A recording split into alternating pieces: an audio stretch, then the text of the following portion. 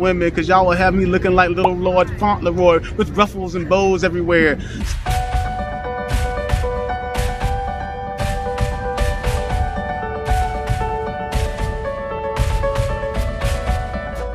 Today we're going to answer 3 questions about how I shop as a blind person. Do I like to shop? What types of things do I like to shop for, and where do I shop? But before we answer those questions for you, don't forget to bum rush the buttons. All right, guys, you know what to do. Give this video a thumbs up. I can tell you right now it's a great episode, so go ahead and give it a thumbs up and like, subscribe if you haven't subscribed, and share it with somebody else. Question number 1, let's get right into it. Question number 1, do I like to shop? No, I do not like going into stores, trying on clothes and trying on things unless I'm shopping for shoes or at one of our specialty boutiques where we buy our West African garb from. Well, I guess for me, I don't fast fashion shop or trend shop, and you don't either. I don't either. I'm very basic. You know, you put me in a pair of khakis, my date pants, I think I'm dressed up. So I just need some basic blue and tan khakis, some polos to match. Not a lot of logos and things of that nature. And so, like I said, that's why I don't like to shop, because I don't feel like I need to update my wardrobe very often. Shoes. I wear sandals all year long. My feet don't get cold, but for you, yeah, I wear the same kind of sneakers, and all my shoes are basic blacks, because I learned a hard lesson one time.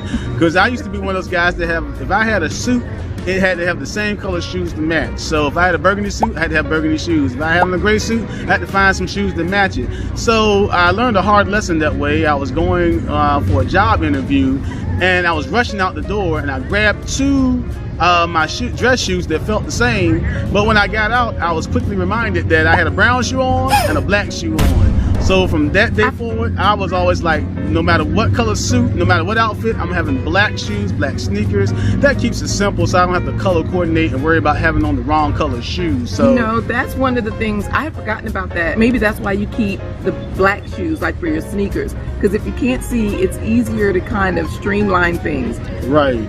And again, like I said, I don't have the benefit of color, and I always don't have the benefit of asking you, does this match? So, because you might be busy or you might not be home. So that when I'm getting dressed for myself, if I have the basic black shoes, that works. And if I have some basic colors as far as pants and shirts, that works. But I also can go by texture. I like to feel, a lot of people, they'll do the safety pinning thing. I don't do the safety pinning thing, because safety pins pop loose at the wrong time. So you imagine you got on a pair of pants with some safety pins in the back. Not a good idea when one pops loose in the middle of an important meeting. The safety pinning method? Here's some info from the Texas School of the Blind and Visually Impaired. Blind people can match their clothes by putting a safety pin in the tag of their clothes. Is that an old-fashioned thing? Nope. This was updated in 1998, so this is pretty recent. Nope. So I usually tend to stick to basic colors, blues, blacks, and things of that nature when it comes to my clothes. And then I'll go by textures for my shirts to make sure that I match or pick out the shirt that I particularly like. Now, when it comes to where I will shop, I do not like going to the mall. I do not like going to brick and mortar stores. No, you do like going to the mall if it's like to Pure Legos.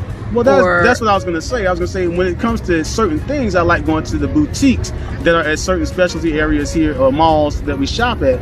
And the boutiques are cool, especially when it comes to shopping for the West African garb, our cultural garb, because we get that one-on-one touch. And, you know, for example, Yewande, when we did our Taste of Nigeria gala, we set up an appointment and went there to her shop. She gave us that one-on-one attention. When we were looking for the Kenyan garb, we went to Irene's, and man, we felt like we were in Beverly Hills that day, because she broke out the wine and the hors d'oeuvres. Yeah. It was like, wow. She really had a wonderful setup where she knew the makers of the garments, and so they were at home in Kenya, so she knew them directly. And she would tell us how she would pick out the fabrics, she would pick out the styles, or they would suggest things. And it was a really personalized experience for us to go there, have wine, hors d'oeuvres, and hear the stories of the garments. And because we usually buy things for performances, it's not just for me and you. Sometimes it's for our ensemble. And because it's one-on-one, they'll take their time with me and really let me touch the items. They'll help me trace out the patterns with my fingers, and it helps me to get a sense of the design, so that I can add my, from my visual past. Like, Laquita's good about relating colors to things that I've been able to see before in the past, like the color of my curtains in my old bedroom at home and my mom. mom's house, or like it's brown like the color of a football, or it's green like the color of the grass on the football field. She helps me to identify colors that way. And again, the touch and texture gives me a sense of the design too. But I think the coolest boutique that we go to is Pure Legos, and I don't trust y'all women because y'all will have me looking like little Lord Fauntleroy with ruffles and bows everywhere. So I trust my man Chike at Pure Legos, who's one of the owners with his wife Sia, and he gives me that one-on-one attention, but he gives me that male perspective. No, brother, that does not look good on you. Let's try this over here because this is more flattering to your skin tone. He's honest. He's honest, and when I come out, I am sharp. So now you're right. Pure Legos is a unique situation. Right. I agree. Yeah. Okay. And I think it's really quite nice. The embroidery is very beautiful, very typically West African in the motifs and the symbols, and it gives you context to where you're from and what you're wearing. You're literally wearing your culture and it's very royal fabric. The name of the fabric is Ashoke. Ashoke. Okay, now I'm very familiar with Ashoke. Let's finish this up by talking about the experience where you just had to trust you. You had to trust me because you were like, I need a tuxedo. Well, let me set the backstory. First of all, guys, we all know either you buy tuxedos or you do what?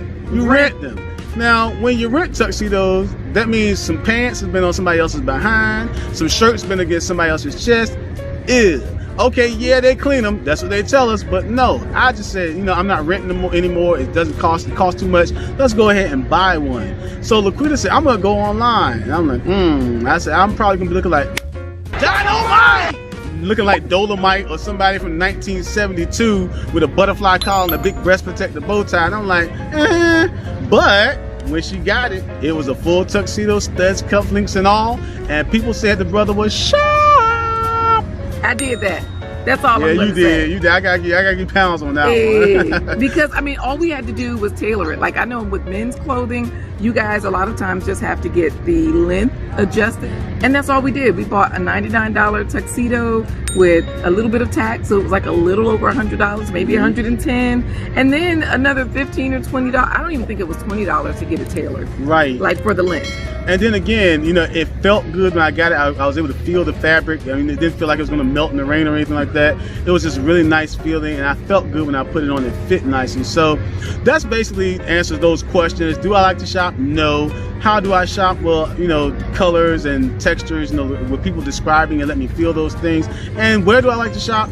A lot of it's done online or at specialty boutiques. That's why I really enjoy doing my shopping. So we hope that we answered some questions for you today. We hope you found this information valuable. And if you did, share it with someone else because they'll find the value in it too. So don't forget to bum rush the button. All right, guys, give this video a thumbs up. We told you it was going to be a great episode. So please like it, share it with somebody else, and subscribe if you haven't already. Thank you for joining us on this episode of A Blind Guy, His Wife, and Their Life.